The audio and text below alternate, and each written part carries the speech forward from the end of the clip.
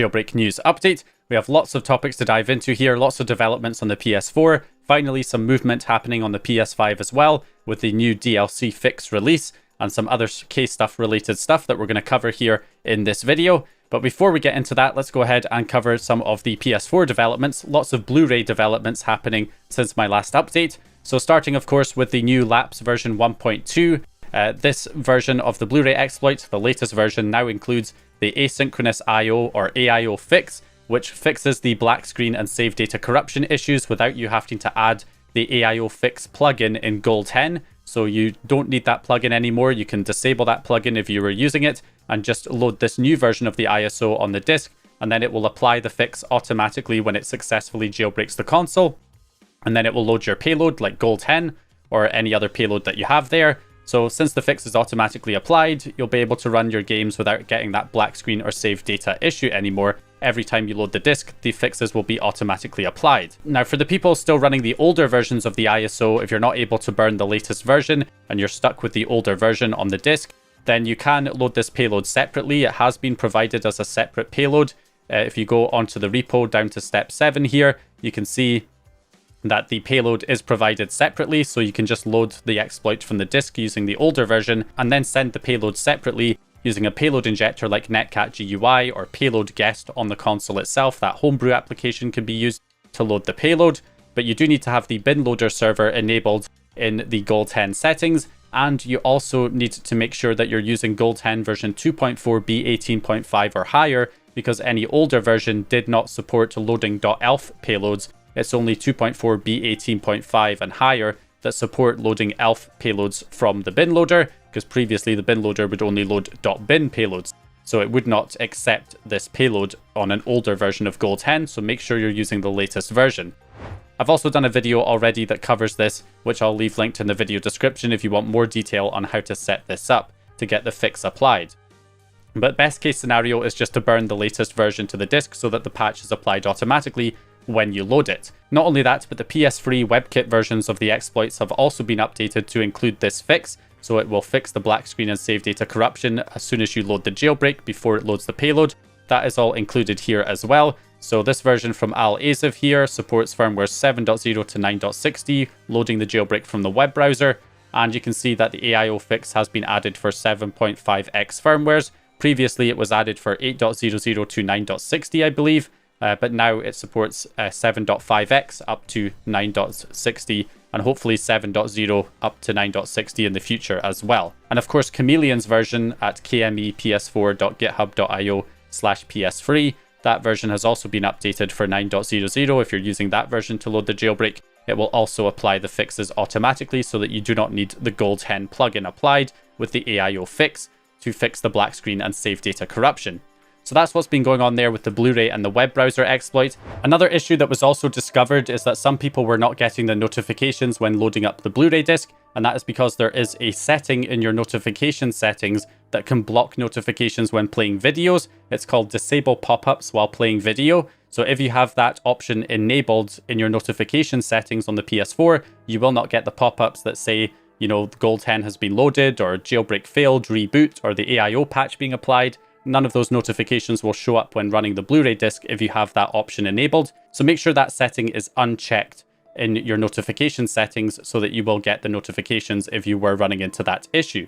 I have also released my own ISO, an all-in-one ISO, AIO for all-in-one. It includes everything you need on the one disc.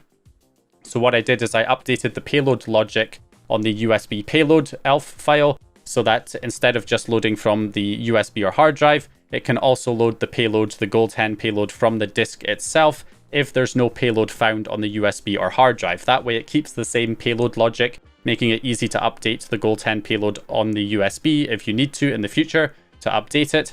But if there is no payload found on the USB or hard drive, it will just load the one off the disk instead and copy that one to the hard drive, so it will load that one from the hard drive again the next time you load it. So that has been added in my own custom version of the ISO. I've also included all of the main utility homebrew applications on the disk as well, so that when you go to the package installer with the disk inserted, all of the homebrew applications will appear that are on the disk and you can install them directly from the disk itself. And then also it has the payloads, cheats, patches, and plugins on the disk as well. So once you install the homebrew applications, you'll have PS4 Explorer that you can then use to copy the payloads and patches from the disk to the hard drive.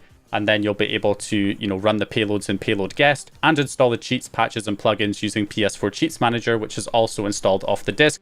And then you can update the cheats, patches, and plugins from the hard drive, which are the ones that were copied off the disk. So you can basically set up the whole jailbreak from scratch using a single disk. That is the general idea. There was a little bit of confusion about this, that the developer of the Blu-ray exploit said that they're seeing people saying AIO fix for laps as in all-in-one. That might be kind of confusing my version of the ISO, where I called it AIO for all-in-one because it's everything included on the one disk, hence the AIO name, which maybe I should have used a different name, because the AIO patch that is used to fix the black screen and save data corruption issues in the exploit itself is called AIO because it's asynchronous IO. So some people conflating my all-in-one version with the actual exploit or the black screen and save data corruption fix when they are unrelated. But anyway, that is the general idea there. So that's the updates we have for the Blu-ray exploit and of course the web browser exploit on the PS4. So another update we've had is to the lapsecore project, which uses the PS2 game Okage Shadow King to jailbreak the PS4 up to firmware 11.0 originally, but now we've had an update that supports additional firmwares. 11.02 is now supported, 11.50, 11.52, 12.0 and 12.02 are all supported. So if you still have a retail copy of Okage Shadow King, the PS2 game, on your PS4 and you're on one of these compatible firmwares, you can now use it to jailbreak your PS4. And again, now working all the way up to firmware 12.02, whereas previously it only worked up to 11.0. And I do have a full tutorial showing you how to set up this jailbreak, which will be linked in the video description. But it is a very niche exploit because you have to have one of these store-bought versions of Okage Shadow King still working on your console on one of these compatible firmwares in order to take advantage of it. Now also the PS5 is on the to-do list, and because all of the PS4 firmwares are now supported, perhaps D-Link Turtle will now shift focus to porting it to the PlayStation 5, so we could also use that game to jailbreak the PS5 as well in the future. Okay, so now let's move on to some PS5 developments. One of the other big improvements here is a DLC fix. So EchoStretch posting, just to clarify regarding the recent post, DLC has indeed been fixed thanks to idle sauce, and at the moment it only works on firmwares 4.03 and 5.50, but it will need to be ported to other firmwares. Later today when I get off work, I'll finish it up. So yeah, it has actually been released into idle sauce's host. So the UMTX2 exploit host now includes this updated version of kstuff with the DLC fix. So the problem with DLC before is that PlayStation 4 fake package games, when you install them and you install any DLC content, they would not work. And what you'd have to do is actually extract all of the DLC content and the update file for the game and merge the DLC content into the update using a patch from idle sauce to make it work. That is what had to be done. It was quite a long process that you had to do just to get DLC working, your PS4 DLC working with your fake package PS4 games that you install on the PS5. But this has now been resolved, so it works now the same way it does on the PS4 with fake package games. So all I did was load up the web browser exploit at umtx2.pages.dev, and then from there just wait for it to cache the latest payloads, which will include the updated kstuff payload for the DLC fix. Once that's been applied, I can reload the web page and then simply run the jailbreak. Only takes about a second to load with UMTX2, and then we can select the option to run the PS5 kstuff payload, and that will load the updated version with the DLC fix. Now, an important note here is that if you've already tried to install the DLC on the old version of kstuff where it's not working, it will still not work. So you'll have to reinstall the DLC again with the fixed version of kstuff running, and then it should work.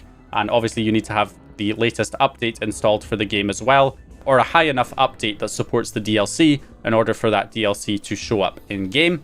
So you can see I have all of the map packs here as DLC packages for Black Ops 3. So I'm just going to go ahead and install them all. We'll skip through the installation because it took a while to install all of these packages. But once it's installed, if we head back to the game here, we can press the options button and manage game contents. You can see it shows that there's 6 DLC items installed currently for the game. And then if we launch the game and just skip ahead until we actually get into the game itself, if I head back to the zombie mode and look at the map packs that we now have available, and you can see that we now have all 14 maps currently available, whereas previously we only had 1. and that was without having to merge the DLC with the update file in order to get those to work. So now DLC works just the same way as it does on the PS4. All you do is just install the game, the update, the DLC packages, run the game, and the DLC should appear in-game, just as it does on the PS4, the way it should work. So that is a huge improvement to the PS5 Jailbreak, making things a lot more convenient for installing your PS4 fake packages and getting your DLC working. So that is all resolved here in this version, which is a great update, although you have to bear in mind it only works currently on firmwares 4.03 and 5.50. So unfortunately, we'll need to wait a little bit longer for it to get ported to the other firmwares, but fingers crossed it should be able to be ported to the other firmwares, and once that's done, we should have this fix applied for everybody, which would be fantastic. And we also have the 8.00 version of kstuff that is currently going through testing and has actually been able to get to the point of loading successfully and even being able to load some PS4 fake packages and game dumps using it as well. So it looks like it's getting there, although I believe there are still some issues that need to be resolved there before it will be released. But it looks like we're getting there with porting kstuff to additional firmwares like 8.x. EchoStretch has been putting in the work there. And then last but not least, LightningMods has also announced that there will be a new version of ETA HEN, version 2.3, with some additional features once the new version of kstuff comes out. So as stated by LightningMods himself here, he says, as soon as the new kstuff is fully tested, I'll be releasing a small ETA HEN update along with some other features and fixes so that you won't have to wait a while for a larger release. The FPS counter / game overlay, as well as some other features and 8.xx plus support are still being tested, so they will be saved for another release. The open source consideration will also be on hold for this release due to these circumstances. So once we get the new version of kstuff, even if it only supports one new firmware like 8.00, and has the DLC fix included as well, then at that point we'll probably see a new version of ETA HEN which incorporates that version of kstuff along with additional fixes of issues that we had with the previous version of ETA HEN being resolved in version 2.3. And then once that comes out, LightningMods will continue to work on his main version, which includes some more significant improvements like the FPS counter, game overlays, and various other features that will be coming in a version after that, which will also support 8.xx plus once we get more firmwares supported with kstuff. So that's what's coming there from LightningMods as well. So some good updates there for the PlayStation 5. We haven't really seen a lot of movement in terms of actual releases on the PS5 in some time. Now we've got this DLC fix, which is a huge improvement, and it looks like 8.xx or at least 8.00 kstuff is pretty close as well to being finished. So that is good to see. But anyway, that's probably going to do it here for this video. So hope you guys enjoyed this one or found the information useful. If you did, please leave a like and subscribe. And as always, I'll hopefully see you guys in